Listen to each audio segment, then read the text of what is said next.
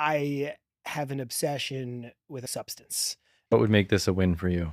I'm just looking forward to having a natural kind of Yeah, flowing totally. conversation that could happen at 8 or it could happen right now at the age of 40.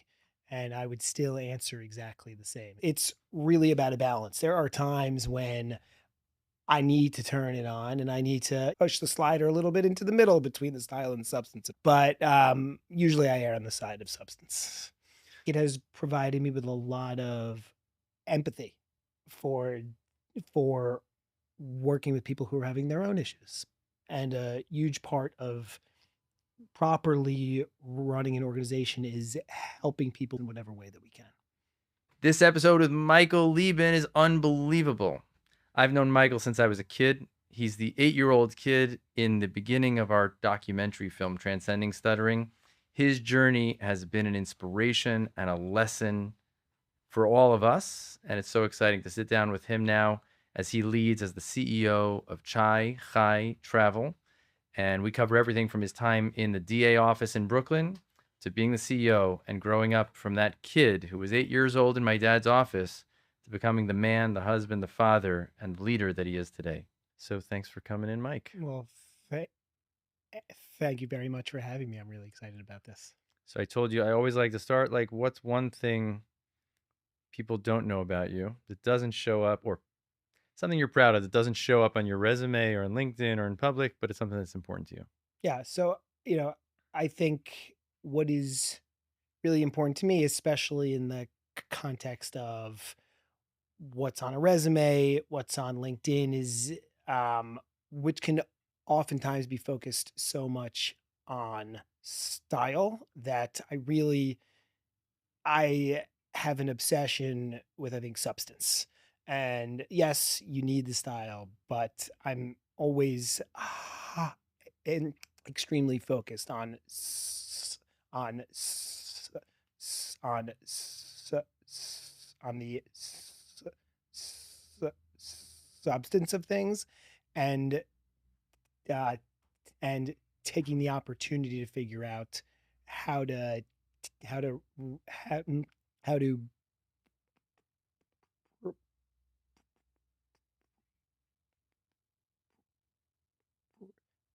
bring that out of people and organizations. Substance. What you have to say is more than how you say it. And another line that you've said is, and this is really striking, this is one of these paradoxical, counterintuitive things. When people listen to you and you have a stuttery moment like Sure. that one, Yeah. people have all kinds of thoughts about what's going on in your head and what's happening. And I remember in one of the documentary films, I think it was the second one. So the first one is Transcending Stuttering. The second one is Going with the Flow. You say, stuttering is just one of 1,000 things that makes you who you are. And in the beginning of the film, when you're 8 years old, you were in my father's office. You had a pretty stuttery day that day. And then my dad does this little experiment with you. And he says, well, what if you try going like this and talking like this? And all of a sudden, in the same day, same hour, the words just kind of flow Yeah. out of your mouth. And then my father asks you the question that most people don't ask, which is, which did you prefer? Yeah. And you say, the first one, kind of stuttering my head off Yeah. as an 8-year-old. And he says, oh, that's surprising. Why is that? You said, well, the other one takes a lot of work. Yeah. And the truth is that could happen at 8 or it could happen right now at the age of 40. And I would still answer exactly the same. And the answer remains the same because um, it isn't only a lot of work to have to, be hyper vigilant about the way that you are speaking. But more importantly to me, it takes away from the cognitive ability to focus on the substance of what I am saying, which is the most important thing to me. So it's like a really intentional decision for you. For some of us, we could choose substance, we could slide this way, but for you, it's really intentional. Yeah. And, also, as I think we'll probably hit a few more times, it's really about a balance. There are times when I need to turn it on and I need to, hit,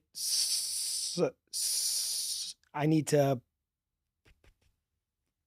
uh, push the slider a little bit into the middle between the style and substance of how I'm speaking.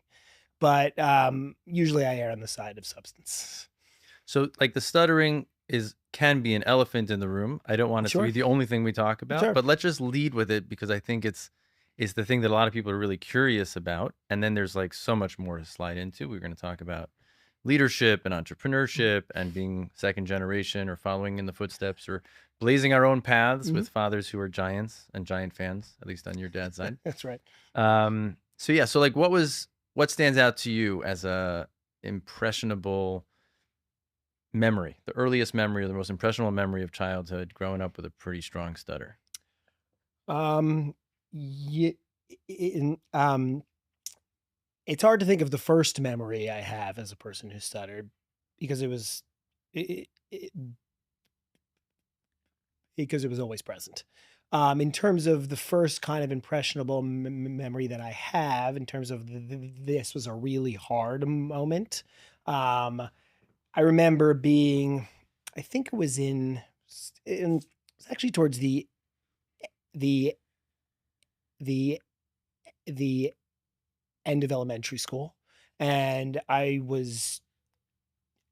had the opportunity to lead an assembly, including all the parents were there in the audience, all the kids were on stage, and it was my job to recite the Pledge of Allegiance.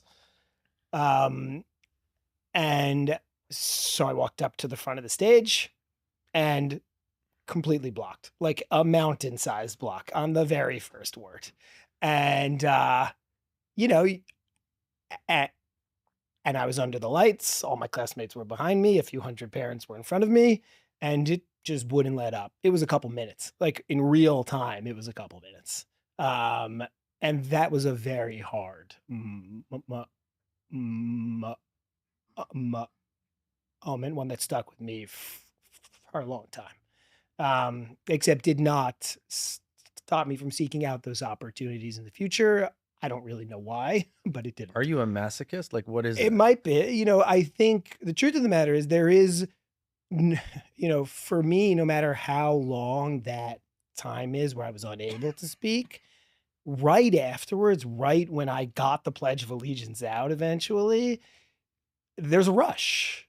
And I don't know if that's just kind of programming or what it is, but there was a rush that completely washed away the really traumatic feelings that I had a couple minutes before. I never heard you say that. Yeah. Can you describe that rush? Like give it some. Yeah, it's like an adrenaline rush almost of, oh my God, like I got through that and I did it. And I like the feeling of having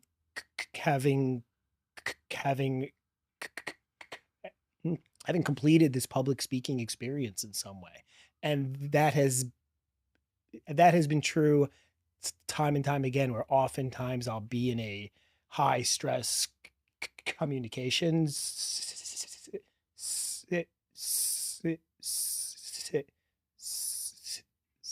situation, and it will be, and it can be hard throughout and a little stressful throughout, and then immediately afterwards, I just feel great about it. Feel great. It's not just like I survived. No, it's feeling really good that I did it.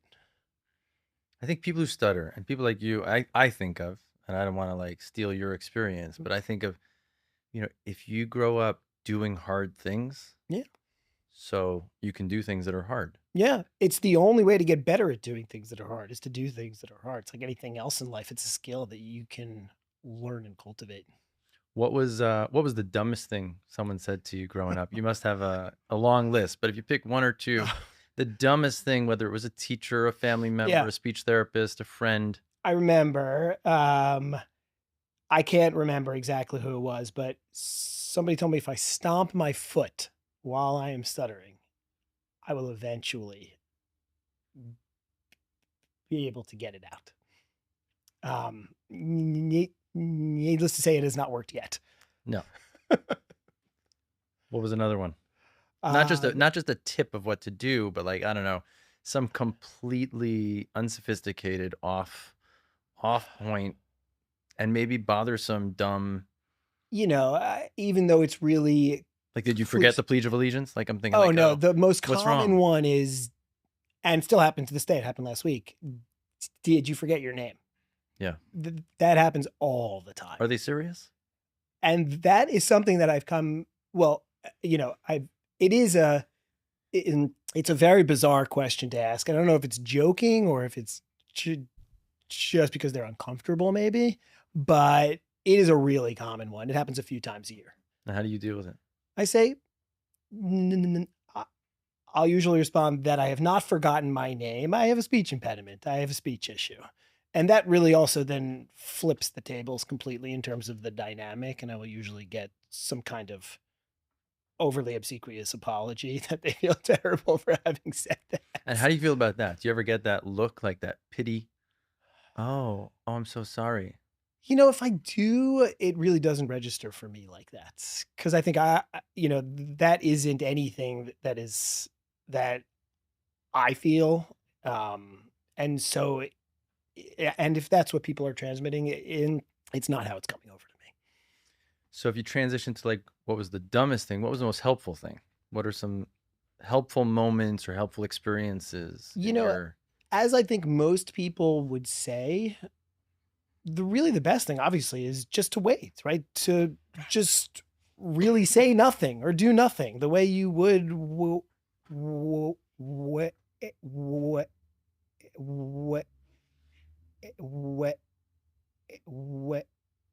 waiting for anybody else to finish speaking.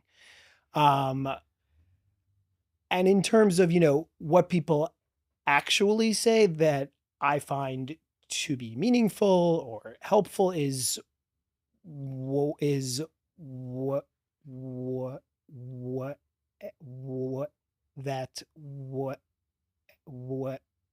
and I'm done speaking, people will often share their own experiences with people who stutter, or words of encouragement are fine as long as it's really genuine and nice. Yeah, that's all good. And what about your parents? Your parents, Cindy, and your dad Barry, who passed away. It's going to be almost 6 years now, coming up in January. And then you met someone by the name of Dr. Phil Schneider at some point. I did. So, like, what roles did they play in your journey to kind of getting to where you are today in relation to this? What are what are some outstanding inputs or moments or inflection points? Yeah, the three people you just mentioned, primarily primarily my parents, and then in the same group, certainly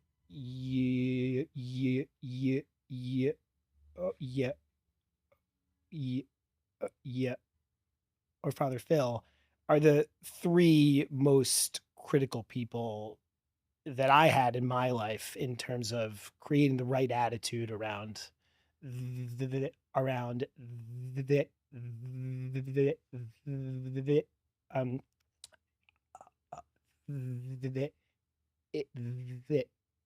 this particular issue for me.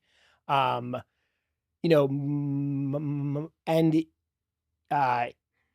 each of them in extremely different ways. My mom grew up with a stutter as well.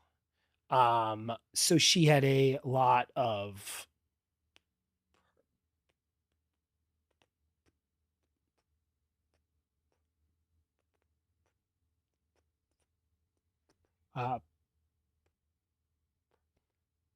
perspective on what it was like. And she was always tremendously supportive emotionally, from day one, and always extremely patient and always extremely kind and supportive in her own quiet, steady way. My dad. Let's just like get a picture of your dad. Yeah, it's so not different in story. His own quiet way. He didn't do anything in his own quiet way. He did everything tremendously intensely with all of his heart and with all of his power and all of his resources and just everything he had. But, the flip side of that was it could be very intense about things.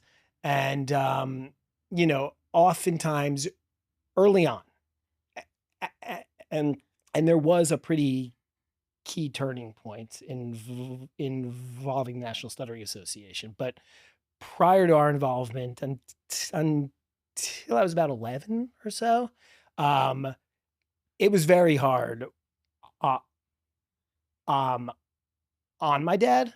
I think he had real concerns over if I would be able to be a fu- a fu- a fully functioning member of society, if I would have a family, if I would have a job. And as was pretty classic of my dad, who was the most wonderful person, but you knew exactly where he stood. He could never hide it. He was not able to hide it from me either. Subtlety was not a strength of his. Correct. So that was very hard on him. And, it was not a secret to me how hard it was on him. And that was one of the harder parts of navigating this issue as a child, was was dealing with his feelings around it. How did that play out? What do you remember of that? So, School age kid. Yeah, exactly. As a school age kids, I mean, I did a lot of speech therapy. And I remember very clearly his frustrations about why it wasn't working. He's like, we spend all this time on it, all these resources on it, and yet it isn't working. Well, he told my dad the same thing. Yeah. I think he said, we've been coming here this many times. He still stutters. I want my money back. Yeah, that sounds like dad. Sounds like dad. And I think it wasn't until later on, when we got involved in a little bit of the larger stuttering community, and he was exposed to a lot more people who dealt with this issue. And he saw that they were fully functioning members of society. And they had jobs, and they had families, and they did all the things that they had all the wonderful parts of life that people have, and all the trouble people have in life too. And the other part was, I think he saw me grow into my own life a little bit, and he realized, this kid's probably going to be okay. And so,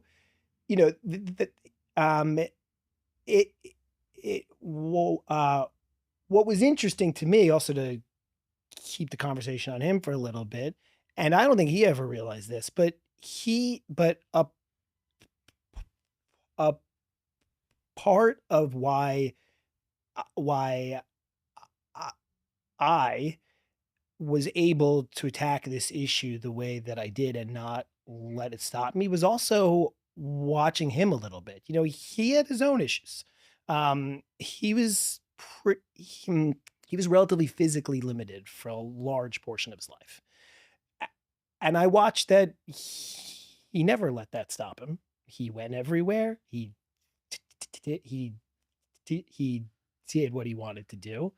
And he, used everything available to him to alter the world in a way that he'd be able to operate inside of it comfortably. And I think that is that, while, not obvious to me until I think after he passed, probably was a lot of how I was able to look at this challenge in the way that I have. So powerful. The same intensity, relentlessness that was a little bit rough as being his son who stutters as a school-age kid was the same relentlessness and toughness that was the model of how he operated in the world, that then later on you're able to say, like, I actually got a lot from that. Yeah, exactly. And, he didn't really want to talk about his stuff, but he was happy to throw himself into, he was happy to throw himself into the stuttering world and help in any way that he could. I think just in general, an interesting thing that I started to see, and I think I got from my dad, if I had time to do a PhD, I would look at less about the genetic transmission of a gene. That's interesting, and there are a lot of people doing that research. But looking at the transmission of resilience, the transmission of temperament, and so if you've got a kid dealing with adversity, or you're dealing with adversity, a really good indicator is looking at how the previous generation deal with adversity. Yeah. And it's very striking. Yeah. It's very, very striking. Yeah.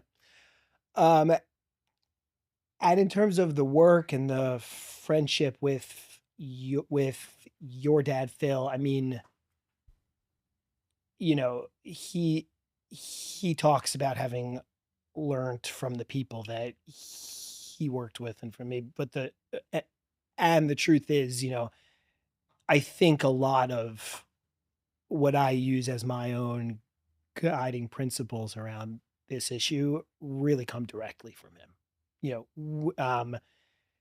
I because we would spend a lot of time t- ta- ta- ta- talking about how I was feeling about things, um, what the work kind of meant on a level of, well, do you want to do you want to use the skills? What do you want to accomplish out of this?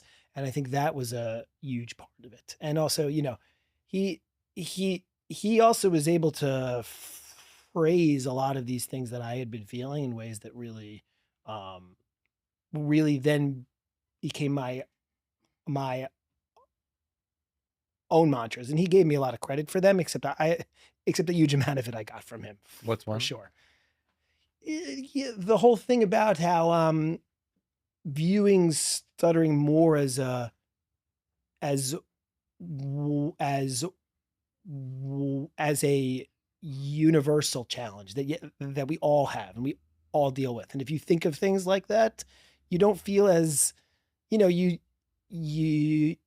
you you you don't feel as isolated, and you think, yes, I've got this challenge, except everybody has their challenges. This is just what mine looks like. Good transition to the bar mitzvah speech. Yeah, yeah. So what's your memory of that bar mitzvah speech? We said we would tell that story. Sure. So, um, Because there's the bar mitzvah speech, yeah. and then there's the meeting afterwards where you said, I think I'm done with therapy. So, yeah, so truthfully, the speech I remember quite well. The meeting afterwards, I don't have as clear a memory of, but we'll talk about it. The bar mitzvah speech itself, we worked on that for a long time because that was the component of it that gave me the most anxiety. I knew I'd be able to do the Torah and the Haftorah because there's almost an element of like musicality to it and chanting to it. I knew that was going to be smoother. And just to set the scene, we're Yeah. talking black tie affair, a lot of Correct. adults, a lot of your parents' friends. Exactly. And everybody was already in their tuxedos. It was a Havdalah service. So like everybody's ready for the party. Probably, I don't know, it looked like 1,000 people there, probably 300 people there. And you plan this, this is something you work on and you plan for years or, more than a year. And my parents asked me if I wanted to do a speech. I said I did.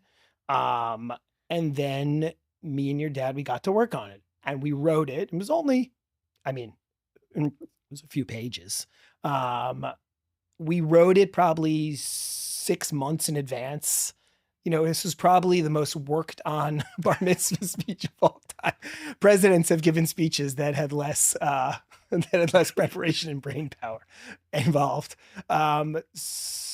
So we wrote it months in advance and we practiced it over and over and over again. I remember we spent weeks practicing it. Whenever I'd be there on Wednesdays, that is what we did. And we put slashes into uh, all the places that I would insert a pause. We worked on, on certain sounds were going to be problem areas. We worked on smoothing them out, all the ways to set me up for success. And then also, I don't know whose idea it was, but we thought it'd be a good idea for your dad to stand up there on stage with me to help me through it. And so the big day comes, everybody's out there, they're all watching. And I get started. And, I don't know when, but pretty quickly the wheels came off the fluency. And it was very clear because like once it got to a certain point at that point in my life, there was really no coming back. Like I was in a mode where this was just going to be bumpy and this is just what it was. And I remember your dad being up there, standing right next to me and like really earnestly trying to help in whatever way he could, like reminding me where I was supposed to pause, slow down, what the techniques were, which is exactly why you know, he very considerately agreed to be there because I'm sure that was not a usual request, but it was very kind of him to put Did you want him himself in there? the Did you want him spotlight. there, or did you find it at the beginning intrusive or I wanted overbearing? him there beforehand. But then when like I was just gonna get through this thing any way I could at that moment, in that moment, then I remember thinking, you know what, this isn't serving any purpose. We're just gonna get through this thing. Um, and and we did. Um, Well, you gave him a little. you know, rumor has it I gave him a little nudge that, you know, I got this this. You take one's a on seat. me and I'm going to get through it whatever way I can. And, you know, the truth of the matter is when you're a kid, you don't think about this, but from his point of view, I'm sure that that was a hard moment. Well, maybe not, but he's up there in front of everybody, ostensibly to help this thing go smoothly and more fluent, and it didn't. So I've always wondered how he felt in that moment, and I'll ask him one day. Um, but I can share the folklore in our family, yeah, but what sure. was your experience? Okay, so my experience was exactly the way I described before. It was pretty hard in the moment, a little painful as I was getting through it. Except I knew that the message got across, the words got out. Do you remember what the message was? I do. It was about challenges. It was about fences, and it was about how Can like you we give got it? it. I don't know if I could give it verbatim, except I remember that, you know, it was the story of Jacob and Esau, I think, and about how they were coming back together after having this horrible rift in their relationship, and that was a challenge in Jacob's life and how he navigated. Do I have the story right? I And the think I do. Lubavitcher Rebbe says that when you get to fences, you have a lot of Yes. ways of confronting a fence. Yeah, you can go around, you can go under, you can go over it, but you know, I think it was also you can go through it. And And then you said, yeah, this is my fence. yes, And this is what I'm doing about it. exactly. What's your fence and what are you doing about it? Yes, exactly. Pretty And powerful for a bar mitzvah boy. yeah, and look, as I said, you know, your dad was critical in the formulating of the actual kind of like words. Goes back to and the substance. message. Yeah. Yes.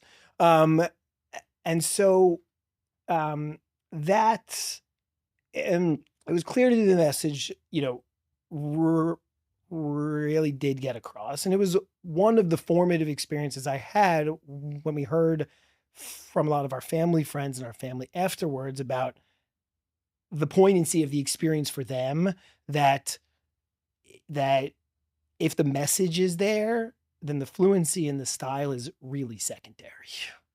Hmm. And it was the first kind of true example that I had of that in the real world, even though I'd always felt it. So it's powerful because it was an experience for you and it solidified what could be talked about. But Mhm. until you experience it and you get that feedback and you get through it and you feel it and you stood there and you stay in the pocket, everything's Yeah, collapsing. That's the way I yeah, that's describe right. it, you know? Collapsing pocket's a really good way to Pocket think is about it. collapsing. Yeah. I would run to my own end zone to escape these like Yeah. massive people chasing after me. But your ability to hang in the pocket there, deliver the message, and then people sending you this feedback. So the story goes the way my father tells it: is you show up 2 weeks later Mhm. to the office, and you're like, "I think we're done. I think we're done." And my dad's like, "Why is that? Yeah. You know, you seem to still be stuttering, and like your dad's still invested in supporting Yeah. you." Yeah. And you're like, "Well, you know, it wasn't perfect, but I think I got my point across." And you pulled out like some envelopes of letters that people sent to you because you said like, this is my fence and this is what I'm doing about it. Like, well, what's your fence and what are you doing about it? And people wrote you letters like, you know, not just a check for the mazel tov on the bar mitzvah, but like, hey, I had been out of touch with my mom or I'd fallen out with my brother. And because of your talk, like I confronted that and I like did something and I came back together and I repaired a Yeah. relationship.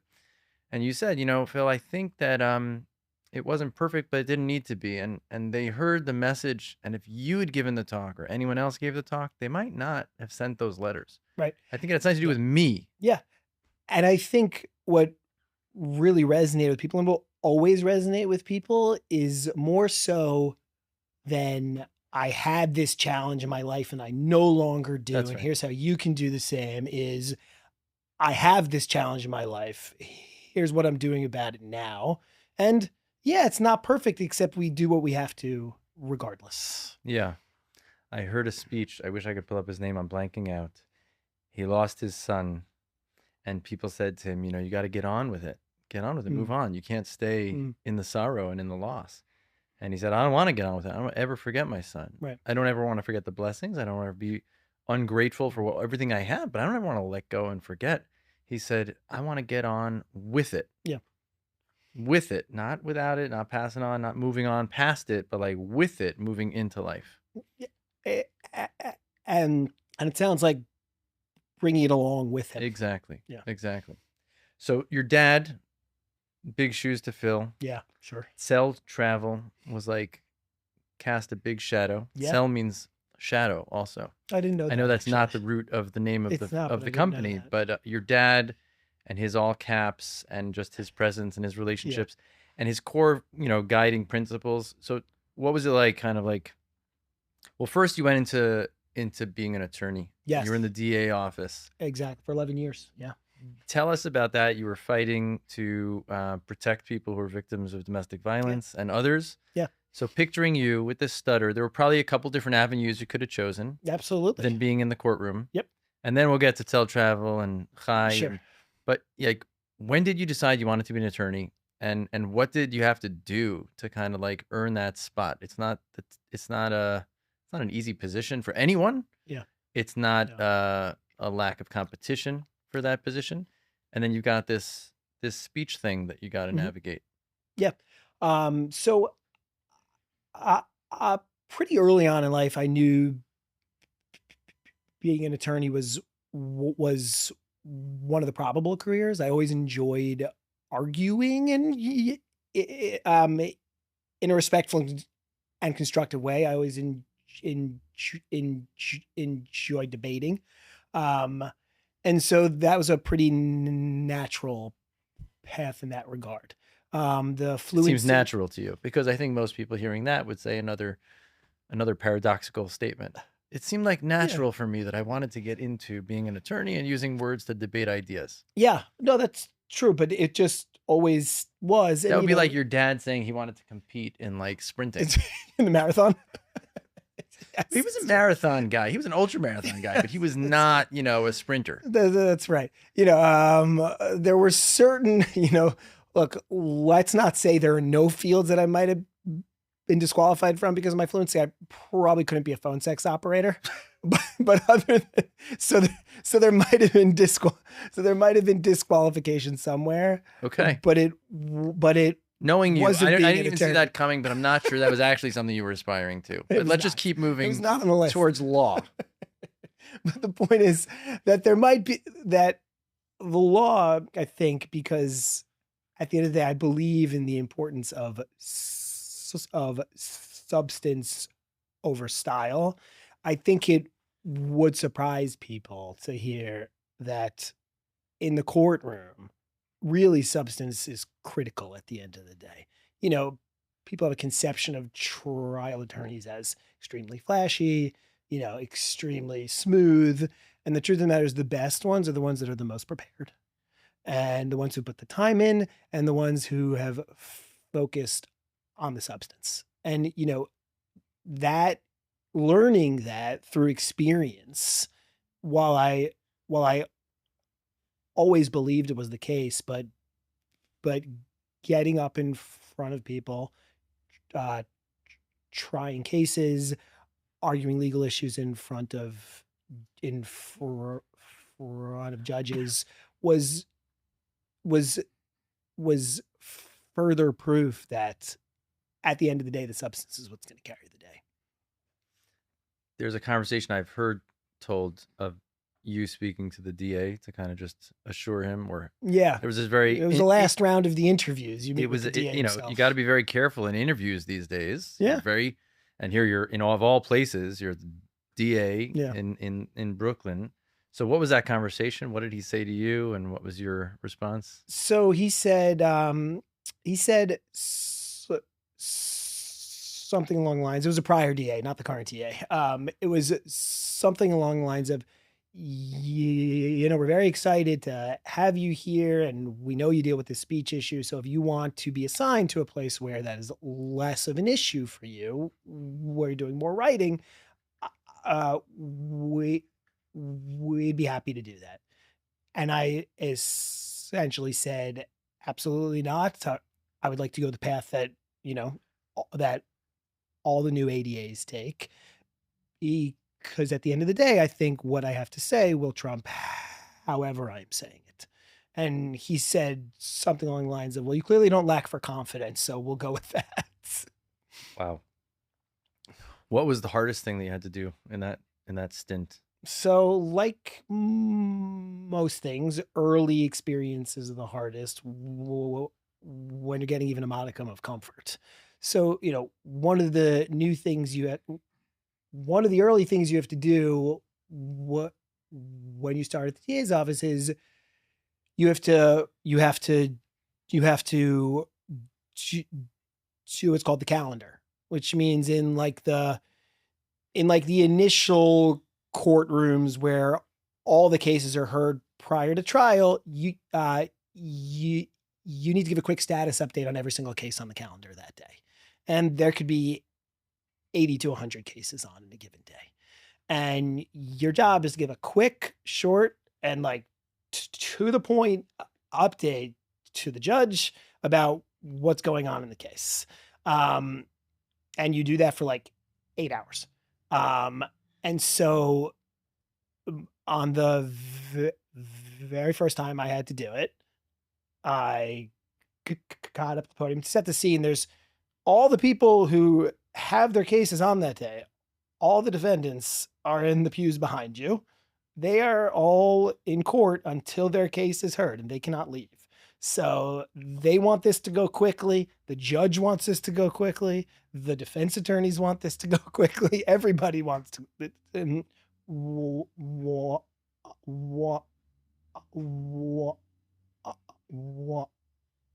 this to go quickly.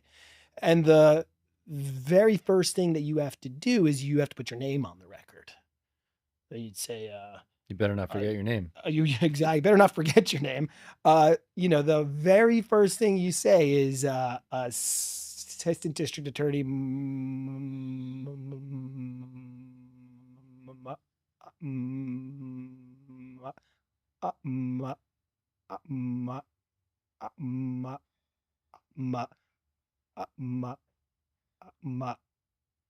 so you can see how it went. Michael Liben are the people, Your Honor.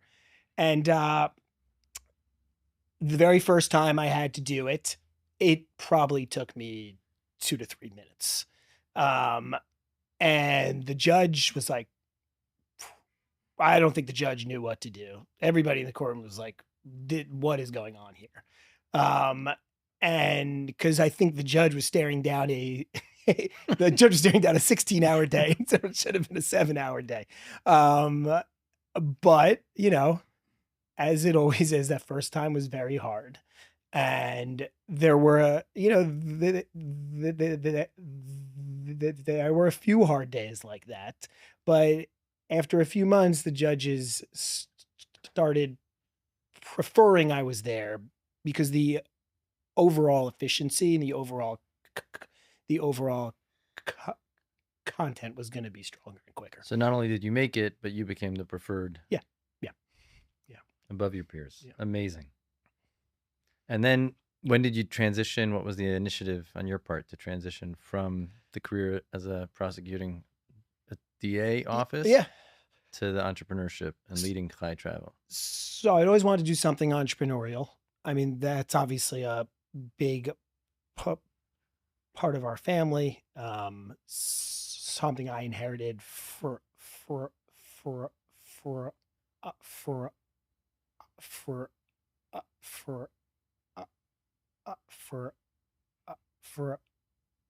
my dad. So we talked about your dad's physique and his personality. Yes. But just for those that don't know. Oh, yeah. No, so over 40 years ago, he buys a small travel agency. Yeah. So he bought 1/3 of a small travel agency in the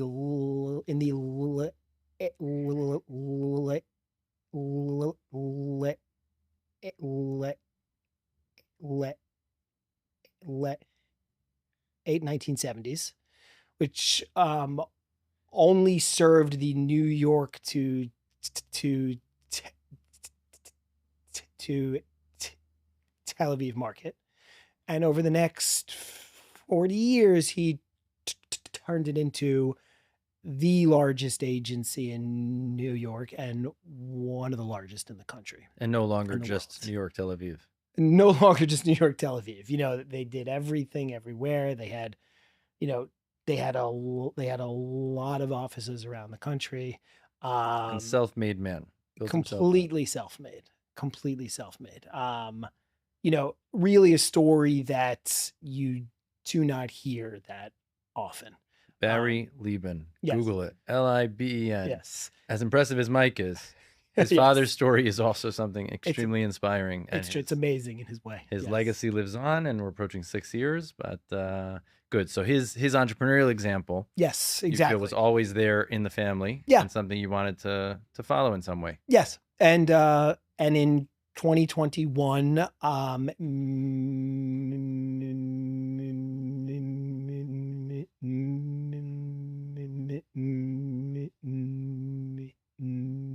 me and my sisters got together and we decided we were going to start a new travel company. And each of you had been doing other things. Each of us had our own prior totally careers. lined up with travel agency Yeah. business.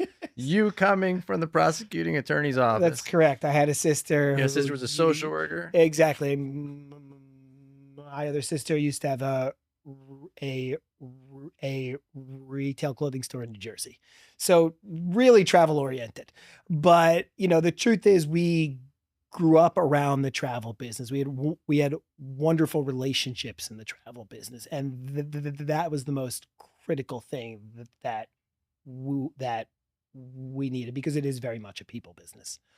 And so What was your dad's credo? What was he known for? it was all about family. You know, he treated everybody like they were a member of the family, for better or for worse, which means you got the best of it with him and you got the not so good stuff too. Everybody got the all caps. Correct. Shorthand messages, no holding back, no subtlety. Exactly. And what also set him apart is he treated everybody in his organization like they were family. Top to bottom, Exactly. every employee. Exactly. If you were the vice president, you were one of the messengers, you got treated like family, and you were treated fairly. And so those are the types of things that we have brought to our venture, Chai Travel. And in our few years, it has proven true that if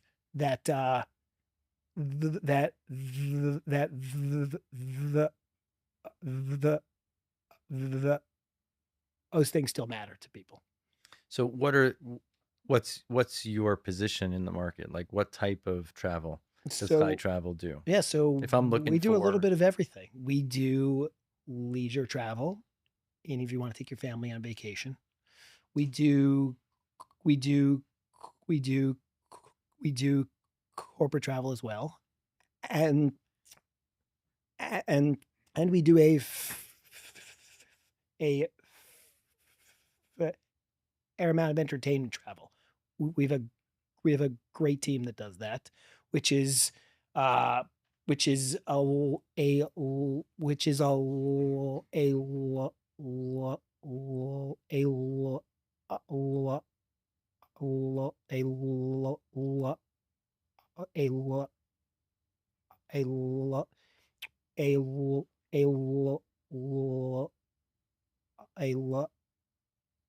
lot of touring musicians use us to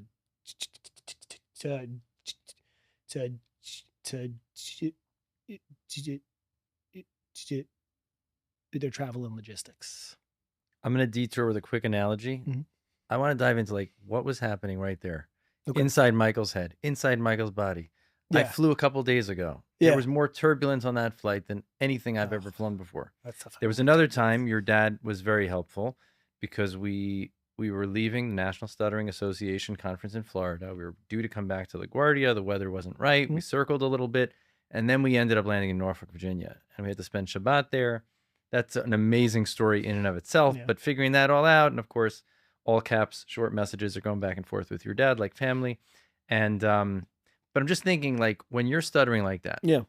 when do you decide to reroute Yeah. and like take a stopover or an unplanned exit, Yeah. you know? Sure. Or when do you say like, nope, we've got our flight map. We are going down this road Yep. as long as it takes. And what's the turbulence? We see the physical on the lips, Yeah. but I'm curious, like on the inside, if you're like, okay, just buckle up, everything's going to be just fine, you know, Yeah. like the front of like an 18-wheeler has like that cushioned seat. So like it would be a rough ride if you didn't have that, but Yeah. like you just kind of hang in and like, yeah, all right. Yeah. So for me, I mean, I rarely change the flight plan. Sometimes I do, but you would not want to fly on my plane, I don't think. I would be a great pilot because I would just head right for the turbulence and stay in it as long as it took to get through it. Doing hard things. Yeah, but you know, there are times in which I say, okay, you know, there is an alternate way to approach this. And you know, what is happening in my head at the time? You usually I'm just thinking about the next thing that I'm going to say.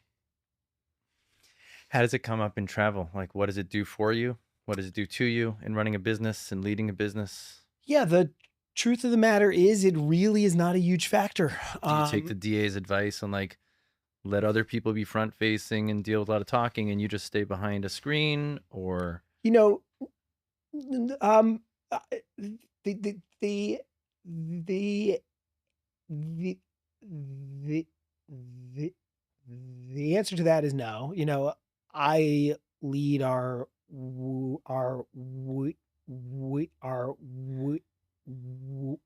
weekly and our monthly meetings. Um, I'm out in front helping people solve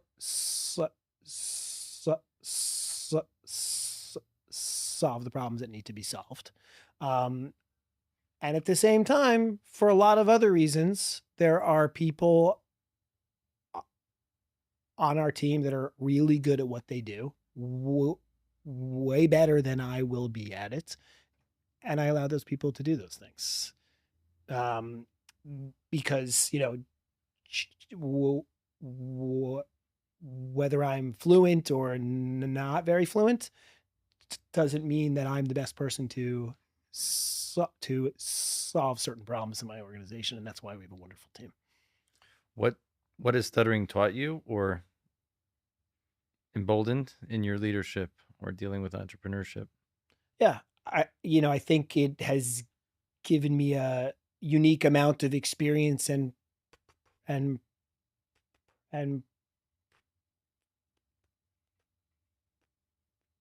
perspective in approaching things that are hard, in dealing with issues that come up. And also, I think it has provided me with uh, a lot of, um, e- e- a lot of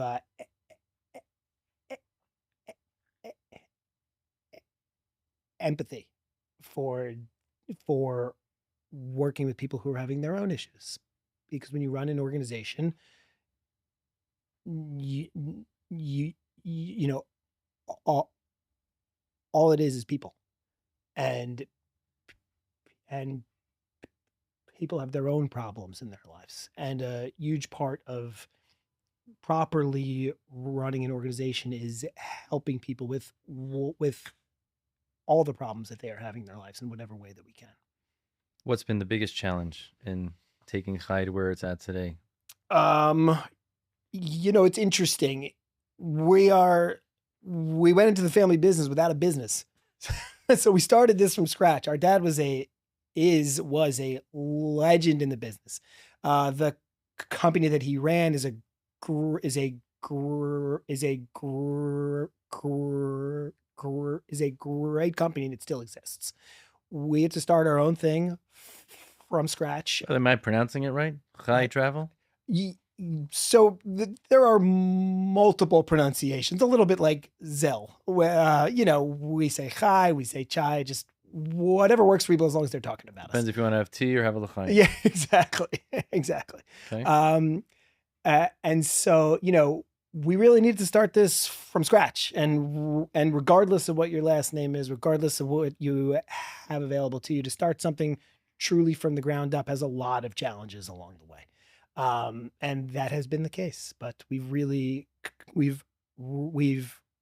we've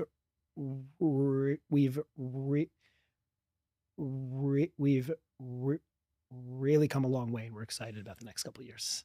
Looking back, what's one that you weren't sure you were going to get through? And looking back, you can like say like, wow, we pulled through that. Yeah, Or we had this breakthrough. Like, yeah. So not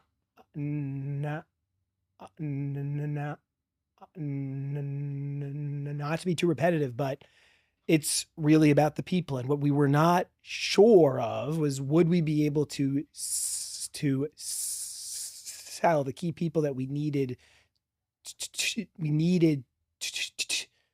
to attract to work with us on our vision and on, this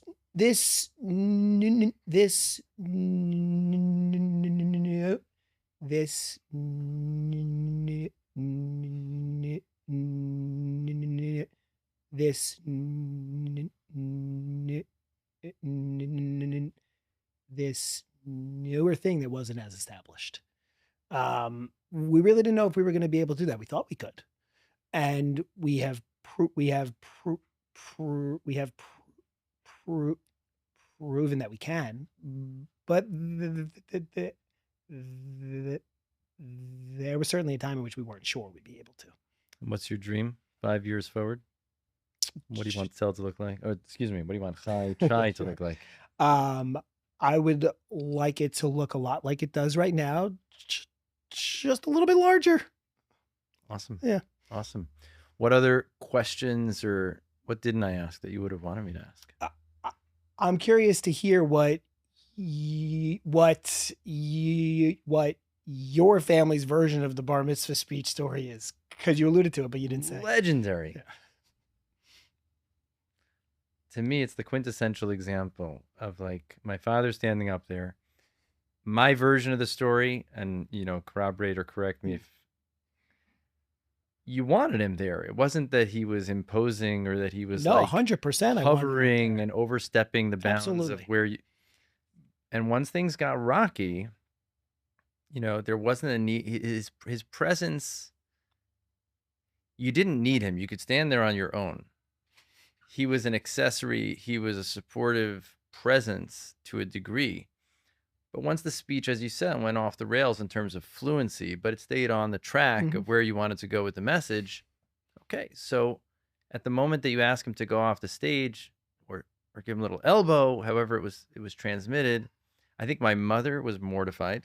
She felt like he had failed you. Like, I think that as empathetic and supportive and value-centered as my father is in the work and my mom is in her way and understands the work, there is a feeling of like, if someone's really stuttering full force, like you sort of did let him down.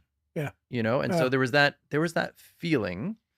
And I think all of us feel that. Like, I had it yesterday. I ran an offsite for a financial firm. And like, while it was happening, the messier things got, the more important it was to have those messy conversations. But there's also this feeling like, am I going to lose? Is everything going to go off the rails? Right. Are we going to be able to get this back together again? Yeah. Or are we going to go over the edge? And so I think seeing people go through hard things, you can't spare people going through hard things. No. But I think as a coach or as a therapist or as a guide, you always want to know, am I pushing the athlete to the edge and beyond, or am I like abusive? Right. Yeah. Is giving my kid a license to quit therapy, is that like negligence or that's actually empowering and giving them agency? Yeah. And that dance. So to me, the story is that, because my father quickly pivoted from his initial thought that he also failed you to realizing, you know what, my role is really to give the person the hope and the confidence until they have it themselves. Yeah. And once the person has it for themselves, they're independent. Yeah. You step back and you let them shine with their own light. But if they need some light, if they're feeling like they're drowning or they're in the darkness, you're there to give some light until they take it for themselves. Yeah. I think that's 100% right. And, I think from the beginning of that experience through to the end, it became a huge source of strength for me. And I think that is how everybody ended up feeling about it at the end of the day. Yeah. And I can't tell you, even though it's not clear in your mind, the version of the story that I tell, I must have told north of 250 times. Yeah. And it's extremely inspiring, and it's also counterintuitive, because I think whether it's stuttering or, as you said, I think, it's not that it's something from the past, and whatever adversity we're facing, Mhm. things that have been with us for a long time, or usually they stick with us. If we have anger issues, Yeah. if we have health issues for one reason or another, if we have attentional issues, executive functioning issues, whatever they are, they're going to be there to some degree or another for Yeah. most people for a long time. And so seeing you and how you roll with it, it's counterintuitive, because a lot of people still think there's like this fix it. If we Right. just practice enough, Mhm. it'll be gone. You'll talk like everybody else. Exactly, and then life will be so much better. So what would you say is like the biggest misnomer, or the biggest misconception people have, and how do you want to set the record straight? Maybe they're parents that are listening. Maybe they're school age kids that they're in therapy having a great experience, but Yeah. wondering what they could do in life, or they're having a hellish experience with somebody telling them to tap their foot on the floor. Right. Yeah. And they're dreaming like, once upon a time I wanted to do debate. Once upon a time I wanted to be an attorney. Once upon a time I wanted to be an entrepreneur. I don't think it's something for me. Maybe I should do like accounting. Right. Nothing against accounting, but Yeah. I think so misnomers, setting the record straight, and what would you want to say to these young people? Yeah. So I think the largest misnomer is, again, that because there is this challenge, because there is this fluency, it is automatically disqualifying from doing anything. It- Because I really do not believe that that is the case. Second thing is, Second what would thing. you want? What would you think would be helpful? It's like setting the record straight. Yeah. How to view this, whether you're that young person, a Yeah. parent, a teacher. Yeah. I think you touched on something, and I think it is true that you need to let your kid or your student really be the one who's deciding on the course with this kind of thing. Because there are times, and there were times when I didn't want to be in speech therapy because I wanted to just do other things. I wanted to hang out with my friends. You had I better things to do on wanted to Wednesday hang out with than girls. Yeah, exactly. Like, and those things were meaningful to me, and having the ability to say to my parents, I want to prioritize these things, and them saying, okay, further gave the impression that this doesn't have to be at the forefront. Because right. if you're hearing from your parents, from your teacher, from whoever it is, that no, this needs to be your top priority, then you internalize that the